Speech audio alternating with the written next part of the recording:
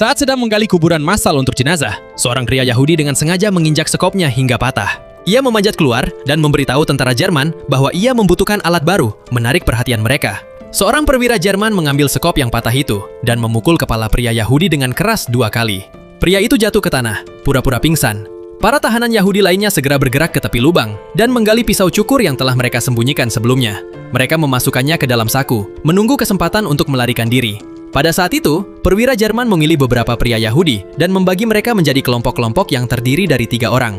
Tugas mereka adalah menangani kelompok pendatang baru.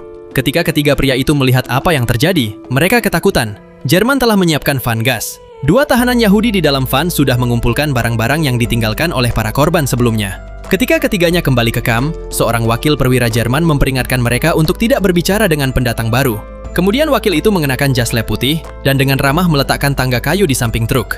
Ia membantu para tahanan Yahudi baru turun dari kendaraan satu persatu, tersenyum dan mengatakan mereka akan diberikan pekerjaan di pabrik besar yang menampung 30.000 orang. Para pendatang baru merasa lega dan dengan senang hati meletakkan barang bawaan mereka. Tentara Jerman membungkuk, menanyakan nama mereka, dan menandai tas mereka dengan kapur. Orang-orang Yahudi terkejut dengan perlakuan sopan seperti itu. Selanjutnya, tentara Jerman mengundang mereka untuk masuk ke ruang disinfeksi. Orang-orang Yahudi mengikuti tanpa bertanya. Wakil perwira itu menjentikan jarinya, memberi isyarat kepada 3 pekerja Yahudi untuk memindahkan barang bawaan. Seorang pria Yahudi tua mengenali salah satu pekerja muda itu dan bahkan mengobrol dengannya, tidak mengetahui apa yang sebenarnya terjadi. Ruang disinfeksi yang disebut-sebut itu sebenarnya adalah tempat untuk memilah-milah barang curian. Meja-meja penuh dengan emas, panci, piring, dan mainan anak-anak. 10 menit kemudian, kedua pekerja itu berjalan keluar melalui pintu depan. Mereka menoleh dan melihat sisa tahanan Yahudi dipaksa masuk ke dalam van gas dan akhirnya menyadari kebenaran mengerikan itu. Ini adalah stasiun kematian. Orang-orang di dalam perlahan-lahan mati lemas menuju kuburan massal. Ketiga pekerja Yahudi itu mengikuti di belakang, mendengar teriakan dan tangisan dari dalam van. Ketika van tiba, tentara Jerman membuka pintu belakang.